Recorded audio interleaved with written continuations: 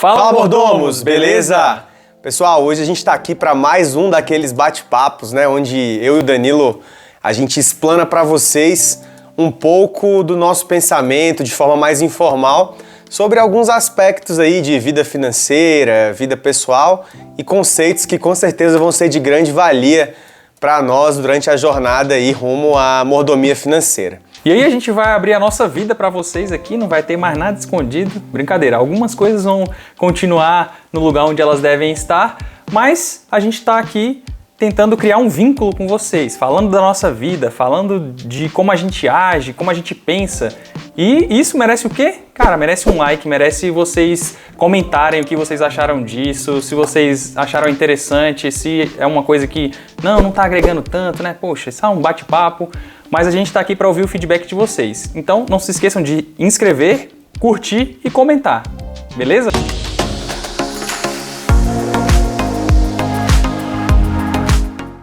Muitos de vocês podem se perguntar por que nós fazemos o que fazemos, né? Por que o Douglas e o Danilo resolveram criar o Mordomia Financeira? Da onde que surgiu isso e qual é o nosso objetivo? Enquanto servos de Deus, a gente percebeu que existia a necessidade de falar mais sobre esse tema. E hoje eu vou estar aqui entrevistando o Danilo para que ele traga as experiências pessoais dele, mostre pra gente como foi a jornada rumo ao que ele se tornou hoje. E sem mais delongas, bora logo para essa entrevista. Danilo, vamos diminuir aqui agora a formalidade. Você tá na cadeira, né? De cara com o Douglas aqui. De cara com o Douglas. Vai ter que abrir seu coração. Conta pra gente aí como é que começou essa jornada, como é que foi a sua trajetória financeira. Dá pra ver que eu sou bem jovem, né, ainda, então ainda tô construindo ainda a minha vida, mas para falar de jornada financeira não tem como falar da minha história também um pouco profissional, né?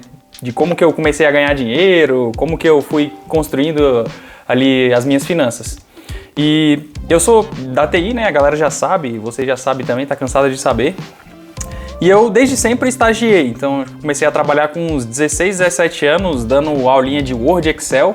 E desde aquela época lá, quando eu comecei a ganhar uma graninha, eu era muito poupador. E continuo com esse perfil, assim. Ainda tenho dificuldade de comprar algumas coisas pra mim mesmo. Tipo, às vezes quero um monitor novo. Aí eu fico analisando o monitor uns 8 meses pra depois criar coragem pra fazer a compra em si.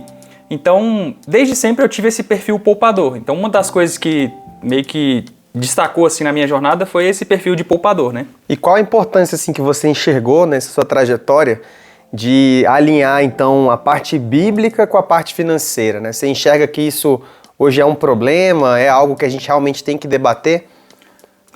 Dentro da nossa casa a gente sempre tratou finanças muito abertamente, mas eu via que em outras famílias não acontecia isso. Então, às vezes eu ia falar de dinheiro com um colega, aí eu falava meu salário e o cara ficava tipo assim, por que ele tá falando do salário dele e tal? Por que tá acontecendo isso? E eu comecei a perceber que tinham várias famílias que tinham dificuldades, assim, coisas básicas. A gente já falou do básico bem feito aqui diversas vezes, né? E eu nunca tinha escutado alguém falar, cara, a gente tem uma reserva de emergência, a gente já tá planejando pra, sei lá, um futuro, pra uma aposentadoria. E ao mesmo tempo eu também via que alguma dessas famílias tinha bastante dificuldade. Então, ou era o marido que era o administrador, 100% da grana, e a mulher nem sabia quanto que recebia por mês. Sempre tinha aquele sentimento de, nossa, tô sem dinheiro, nossa, se eu quiser fazer uma viagem, eu vou ter que me endividar, sei lá. E eu comecei a perceber isso, né? Famílias diversas, né? Não só em uma família específica. E isso foi meio que construindo esse foco em eu quero ter isso na minha vida, essa parte de finanças bem definido, para que eu não caia nesses problemas que eu tô enxergando. Você falou então que você não via que as famílias realmente conversavam sobre finanças, né? Nesse contexto, qual que é o principal ponto que você enxerga a ser dito para as pessoas que nos assistem, para elas terem então aqui um pontinho de atenção ali na família delas? Eu acho que a comunicação, ela é ponto-chave, assim, nessa área financeira, mas também dentro da família como um todo. Se a família se comunica bem, se as coisas estão abertas, existe uma grande chance de todo mundo estar engajado. Então imagina que uma família está passando por um problema, o cabeça do lar ali está passando por um problema financeiro, mas ele não comunica a esposa, não comunica os filhos, e aí eles continuam gastando da mesma forma com que eles gastavam, E isso só vai pesando mais o problema que ele está passando. Se ele não comunicar, pessoal, olha, tá passando por um momento aqui de dificuldade, deu ruim aqui no planejamento, vai só agravar essa causa. Então, a comunicação ela é ponto-chave. A gente precisa ter uma comunicação aberta sobre dinheiro. Quanto que entra, quanto que sai, o quanto a gente pode gastar, quais são nossos planos para o futuro. A gente tem que planejar isso com toda a família. Não é assim, porque a esposa é que cuida das finanças, ela que tem os planejamentos, ela que sonha as coisas que vão comprar. Não. A família inteira tem que entender do planejamento, tem que entender dos planos para que engaje e seja mais fácil atingir. Então, só para fechar aqui, você enxerga que realmente a comunicação, a ausência de comunicação realmente pode levar uma família ao fracasso, né?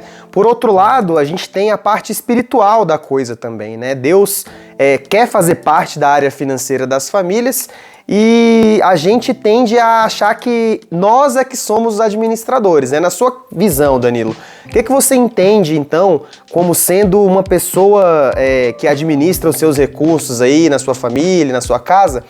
Qual é a chave para o cristão administrar os recursos segundo a vontade de Deus?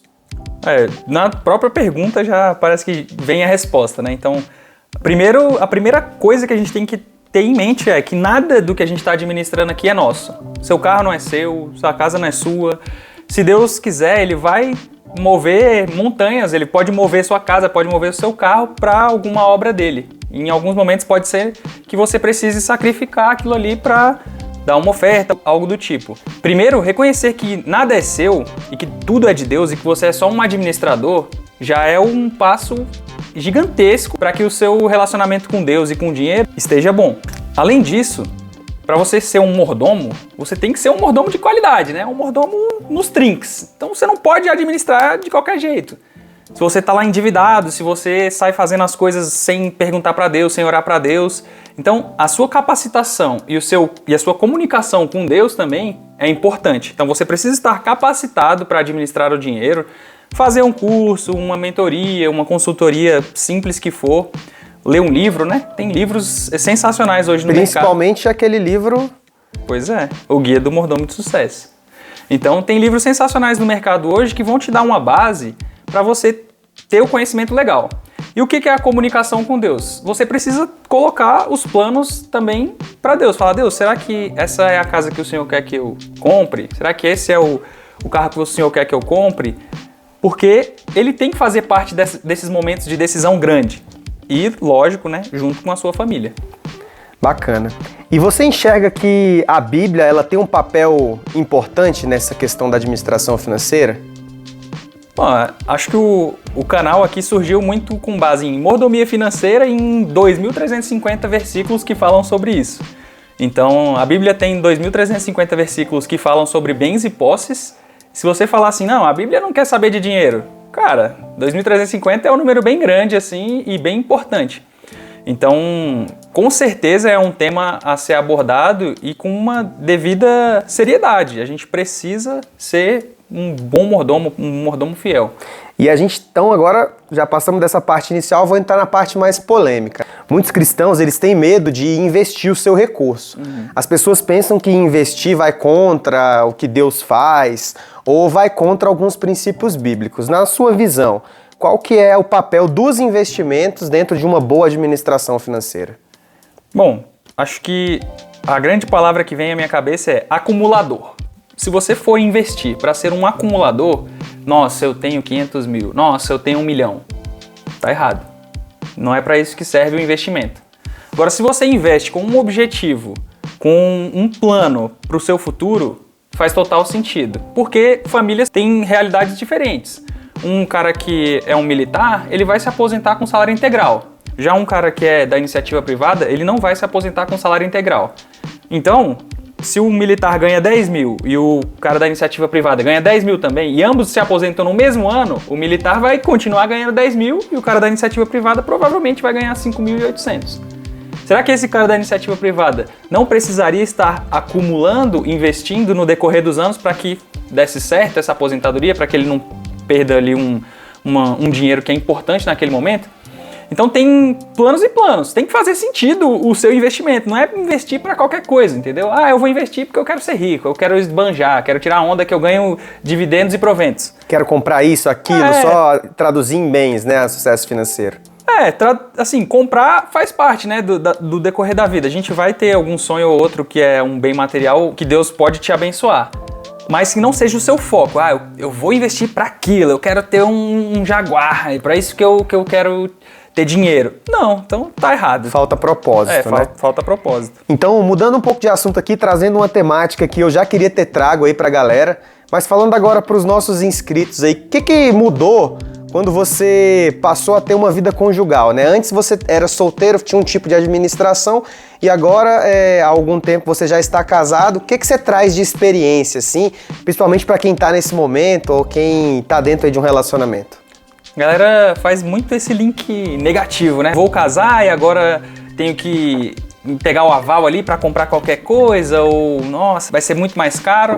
Só que tem um ponto que, quando eu casei, foi, acho que assim, o que eu mais olhei como ponto positivo. Que eu falei, cara, eu tenho 24 horas para ganhar dinheiro.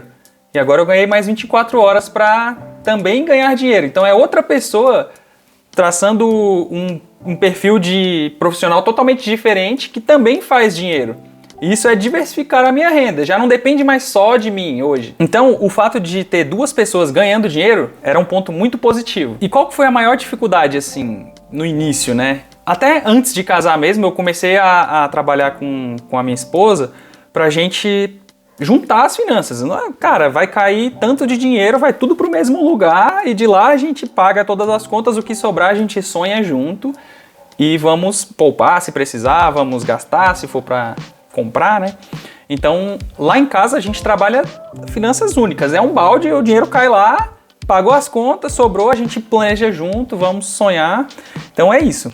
E de parte prática, assim, o que você pode dizer pra galera, como você faz sua administração? Vamos lá, deu dia 10, por exemplo, entra o dinheiro lá na conta, qual que é a sua estratégia, como você administra isso? Fala um pouco também sobre se você investe tudo que sobra, se você tem um valor, ou realmente você também espera o melhor momento, como é que você faz? Cara, chegou a grana, chegou o salário dos dois, primeira coisa, eu dou o dízimo. Já tiro o dízimo, dou das primícias, e ali a gente já começa a efetuar o pagamento de todas as contas e tudo mais.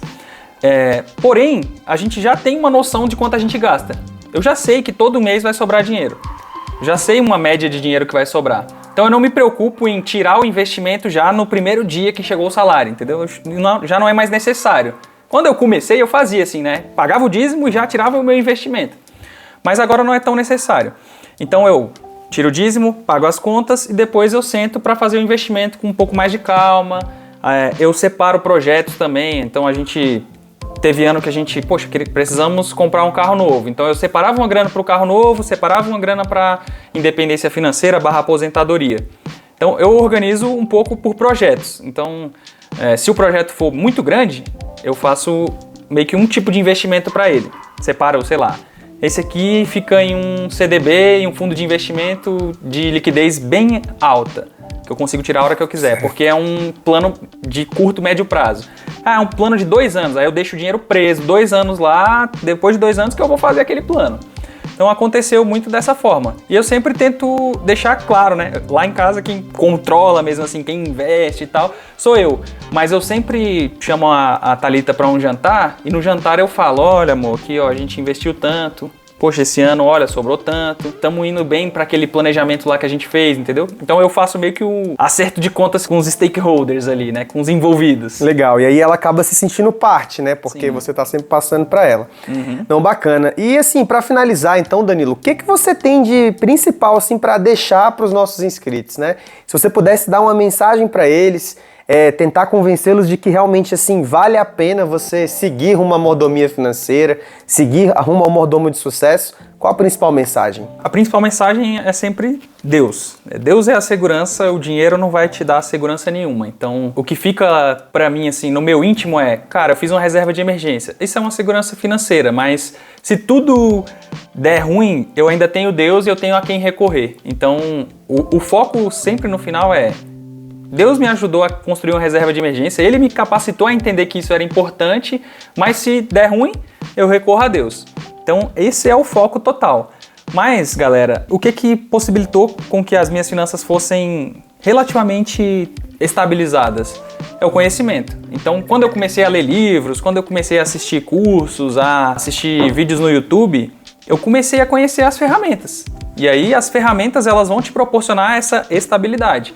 Então hoje tem investimento que me dá rendimentos mensais, tem investimento que minha reserva de emergência, vou comprar uma casa, sei lá, vou me endividar, mas eu já sei, cara, em um ano eu consigo fazer tanto de dinheiro, então eu vou levar tanto tempo para pagar essa dívida aqui. Já tô separando total, assim, a grana da minha aposentadoria eu não mexo mais nada nela, ela vai ficar lá pro resto da vida, eu só quero ganhar o mensal dela. E a não ser que eu pague um juro muito alto para mexer naquilo lá para pagar essa dívida. Mas é isso, assim, as ferramentas e a capacitação. E confiar em Deus. Então, pessoal, espero que vocês tenham gostado. Hoje eu entrevistei o Danilo, basicamente, né? Foi um mordomo, entrevista mordomo. A gente quis fazer de forma bem descontraída, de forma simples, para que vocês vejam que nós também, assim como vocês, também estamos num processo de aprendizado. A gente vai trazer aqui as nossas experiências e a gente espera que vocês realmente aprendam com essas discussões e deixem aí nos comentários se vocês têm mais alguma pergunta para o Danilo, se ficou alguma coisa que vocês têm aí, uma curiosidade, nós vamos ter o maior prazer em responder essas perguntas em um vídeo, tá bom? Fiquem com Deus e até a próxima, galera! Valeu!